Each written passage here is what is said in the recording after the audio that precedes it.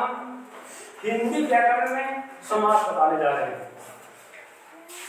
समास के बारे में हम जानेंगे कि समास का अर्थ, समास की परिभाषा और समास के प्रकार और सभी प्रकारों की परिभाषा और उनके सभी के उदाहरण ये आप लोगों को हम बताएंगे आज। तो शुरू करते हैं। तो पहले समास की हम परिभाषा जानेंगे कि दो या दो से अधिक सार्थक शब्दों के मेल से जो नया शब्द बनता है। दो या दो से अधिक सार्थक शब्दों के मेल से जो नया शब्द बनता है उसे हम समास कहते हैं। इसका शाब्दिक अर्थ है संक्षेपीकरण, संक्षिप्त में। जैसे मान लें माता पिता,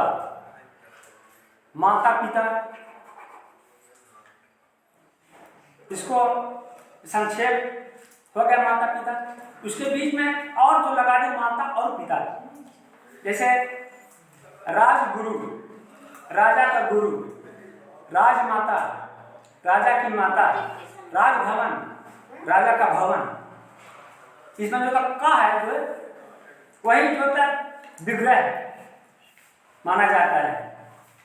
राजा का भवन, हम का को हटा देते हैं तो राजभवन हो जाता है। देखिए ये परिभाषा जैसे मैंने अभी बताया है कि दो या दो से अधिक सार्थक शब्दों के मेल से बनने नए शब्द को समास कहते हैं। दो या दो से अधिक सार्थक शब्दों के मेल से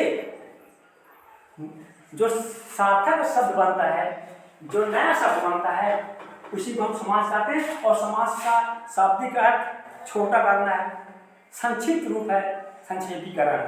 ठीक। अब समास के प्रकार द्वंद्व समास है, द्विगु समास है, कर्मधारय समास, तत्पुरुष समास, अव्ययीभाव समास, बहुव्रीहि समास। हम एक आप लोगों को ट्रिक बताएंगे। एक ट्रिक लिखे हैं द्वंद्वी अवतर, द्वंद्वी अवतर। एक ट्रिक अगर याद रहेगी आप लोगों को तो समास के प्रकार आप भूल नहीं पाएंगे। देखिए एक ट्रिक हम लिखे हैं द्वंद्वी अवतर। इसका विच्छेद है द्वंद्व से द्वंद्व समास, द्वि से द्विगु समास, आ से अव्ययीभाव समास, बा से बहुव्रीहि समास, ता से तत्पुरुष समास और का से कर्मधारय समास। एक ट्रिक आप लोगों को याद रहेगी तो समास की परिभाषा है। समास के प्रकार बिल्कुल नहीं आप लोग भूल पाएंगे हैं। तो ट्रिक याद रखना है ठीक।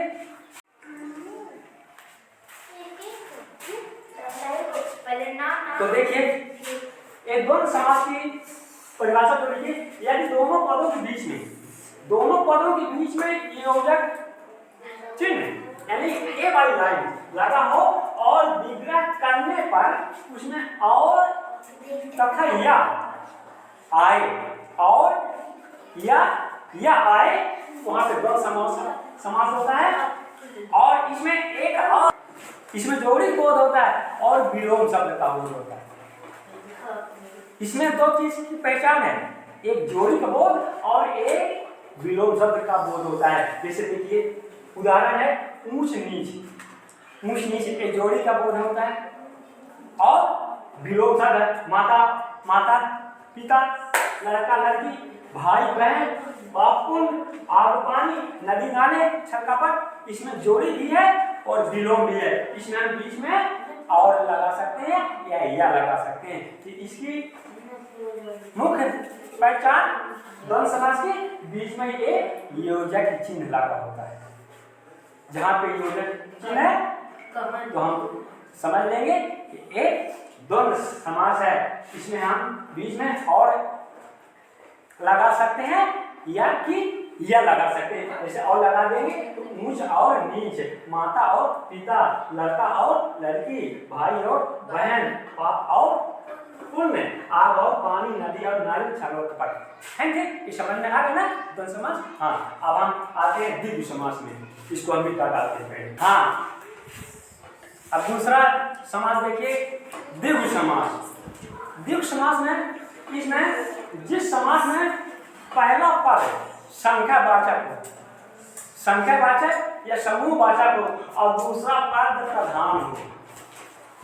पहला पद संख्यावाचक या समूहवाचक हो और दूसरा पद प्रधान हो, वहां तक द्विगु समास होता है। जैसे देखिए नवरात्रि, तिरंगा, त्रिकोण, चौराहा, दोपहर, इसमें नवरात्रि 9 संख्या का बोध होता है, नवरात्रियों का समूह का बोध होता है। तिरंगा 3 संख्या का बोध होता है, 3 रंगों का बोध होता है। त्रिकोण 3 कोणों का समूह, 3 शब्दों का बोध होता है। चौराहा 4 राहों का समूह, 4 अंक का बोध होता है, 4 संख्या का बोध होता है। दोपहरों का समूह, इसमें 2 संख्या का बोध होता है। जहाँ पे संख्या का बोध होता है वहाँ पे हम द्विगु समास होता है। वहाँ पर संख्या का बोध या समूह का बोध हो। तो समझ में आ गई बात। कर्म धारय समास में जिस समास में प्रथम पद दूसरे पद की विशेषता बताता है, जिस समास में प्रथम पद दूसरे पद की विशेषता बताता है, यानी विशेषता बताने वाले शब्द को हम समास कहते हैं। इसमें इस पद की तुलना, इस पद के बीच में है लिखा होता है या जो लगाया जाता है या के समान लगाया जाता है।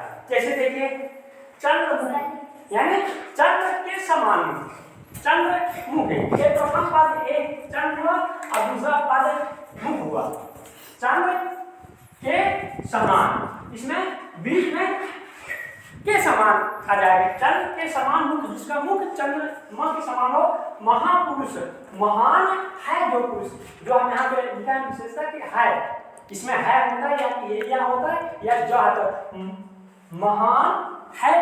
महान है जो पुरुष। चरण कमल, कमल के समान चरण, जिनके चरण कमल के समान। अध मारा, आधा है जो मारा, अध मारा आधा है जो मारा। कमल नयन, कमल के समान नयन है। तो इसमें जिसकी विशेषता बताई जाए, इसमें जिस समास में प्रथम पद दूसरे पद की विशेषता बताई, एक प्रथम पद दूसरे पद की विशेषता बता रहा है कि इसका मुख कैसा है, चंद्रमा के समान। एक पुरुष कैसा है, महान है। एक कमल के समान चरण है, ये मारा है। तो ये कैसे मारा है, आधा मारा है। ये नयन कैसे है, कमल के समान है। हाँ, तो ये समझ में आ गया ना। देखिए अगला है चौथा नंबर तत्पुरुष समास। इसमें जिस समास को विग्रह करने पर कारक चिन्ह का लोप हो जाता है, जिस समास को हम अलग अलग करते समय उसमें कारक चिन्ह जो होता है, जो जैसे पहले उसमें बताए थे, तो वो कारक चिन्ह जो ऐसे लाइन होती है इसका लोप हो जाता है। जैसे पाठशाला, पाठ एक प्रथम पद है और शाला एक दूसरा पद है, इसके बीच में ए योजक होना चाहिए, पर योजक चिन्ह इसमें बोल है नहीं है, गायब है। ऐसे कार कुशल, कार में कुशल, ऐसे राजपुत्र, राजा का पुत्र, जो यहाँ पे योजक चिन्ह होता है वो इसमें गायब है। इसकी यही विशेषता है कि योजक चिन्ह का लोप होता है, उसके स्थान में कारक विभक्ति चिन्ह का प्रयोग होता है। जैसे कारक विभक्ति चिन्ह कर्ता ने कर्म को कर्म से, का के को के ये में पर आदि आते हैं। उदाहरण देखिए पाठशाला, पढ़ने का शाला, इसमें एक आ गया। कार कुशल, कार में कुशल, राजपुत्र, राजा का पुत्र, मन चाहा, मन से चाहा, धर्मवीर, धर्म में वीर, जो धर्म में वीर हो, यश प्राप्त, यश को पाप, लाठी चोर, लाठी का चोर, परीक्षा भवन, परीक्षा के लिए भवन। इसमें यही विशेषता है, जिसमें योजक के जो चिन्ह होता है वो नहीं होता है, लोप होता है। ये समझना है तत्पुरुष समझना। अब अगला है और हमारा एक पांचवा है अव्ययी भाव समास। इसमें मुख्य विशेषता है कि जिन शब्दों के प्रारंभ में उपसर्ग लगा हो, इसकी परिभाषा है जिन शब्दों के प्रारंभ में उपसर्ग लगा हो उसे अव्ययी भाव समास कहते हैं। उपसर्ग जैसे यथा, भार, अन, निर, प्रा, प्रति, ए आए। प्रथम पद में अगर यथा, भार, अन, निर, प्रा, प्रति आए तो वहां पे हम अव्ययी भाव समास कहते हैं। जैसे देखिए उदाहरण है यथासंभव, यथाधन संभव, जैसा संभव हो, यथा। जैसे उदाहरण बताए हैं कि यथा लिखा हो, भार लिखा हो, अनु लिखा हो। स्टार्ट है अनुरूप, अनुधन रूप, अनुधन रूप। इसमें यहाँ पे अनु है, तो अनुधन रूप बराबर माने रूप के योग। ये अनु हमारा जो है एक उपसर्ग है, ये उपसर्ग हुआ, प्रथम पद उपसर्ग होता है तो अनु उपसर्ग हुआ, रूप दोनों मिलके रूप के योग। और प्रतिदिन, प्रति उपसर्ग है, प्रतिधन दिन यानी प्रत्येक दिन। इसमें पहला पद उपसर्ग होता है, इसकी एक पहचान है। तो समझ में आ गया ना कि जिस शब्दों के प्रारंभ में उपसर्ग लगा हो तो वह अव्ययी भाव समास कहलाता है। ठीक है। अंतिम है बहुब्रीहि समास। इसी प्रकार से है कि जिस समास में कोई भी पद प्रधान नहीं होता, जिस समास में कोई भी पद प्रधान नहीं होता है, अर्थात दोनों पद मिलके एक तीसरे पद की रचना करते हैं, दोनों पद मिलकर एक तीसरे पद की ओर संकेत करते हैं, उसे हम बहुब्रीहि समास कहते हैं। इसमें कोई भी पद प्रधान नहीं होगा, न प्रथम पद न दूसरा पद, एक तीसरा पद का संकेत करते हैं। तीसरा पद एक कौन है? तीसरा पद में इसमें देवी देवताओं के नाम अधिकतर होते हैं। तीसरा पद जो बनता है उसमें देवी देवताओं के नाम अधिकतर होते हैं, ये इसकी विशेषता है। जैसे देखिए महान वीर, महान है जो वीर, वो वीर जो महान है, वह वीर जो महान है। अर्थात कौन सा वीर महान है? अर्थात बजरंगबली। बजरंगबली को नहीं महावीर बोलते हैं ना। हाँ, ऐसे लंबोदर, लंबा है, उदर माने पेट, जिसका पेट लंबा है, भारी है। तो किसका पेट बड़ा होता है? गणेश जी का पेट बड़ा होता है ठीक। और 10 आनन, 10 है आनन यानी सिर, जिसके 10 सिर हो। बताइए 10 सिर किसके हैं?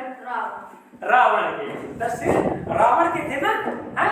तो एक तीसरे पद की जो संकेत करते हैं, इसमें ना प्रथम पद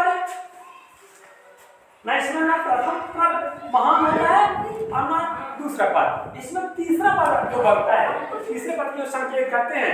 ऐसे देखिए घनश्याम, घन के समान श्याम, जो बादल के समान काला हो, श्याम हो, वो बादल समान है। कौन है? श्री कृष्ण है। मृत्युंजय, जो मृत्यु को जीतने वाला, जो मृत्यु को जीत लिया हो, वो कौन है जीतने वाला? शंकर जी। गंगाधर, गंगा को धारण करने वाला, जो अपने सिर पे धारण करते हैं गंगा को, वो कौन है? शिव है, शंकर जी है। और गिरिधर, जो गिर माने पहाड़, पर्वत, जो पर्वत को धारण करते हैं, वो कौन है? श्री कृष्ण है। तो ये जो श्री कृष्ण है, ये शंकर जी है, रावण है, ये तीसरे पद की जो संकेत करते हैं, ये तीसरा पद यही है? और मैं इसमें प्रथम पद महान होता है न दूसरा पद महान होता है। तो ठीक है बच्चों, एक समास आपको समझ में आ रहा है ना? हाँ, तो इसकी विशेषताएं उदाहरण अच्छे से याद कर लेना है। और हम अगले दिन इसके हम परिभाषा पूछेंगे और इसके उदाहरण भी हम पूछेंगे, हैं? और नोट अच्छे से बना लेना है। तो ठीक है, थैंक यू।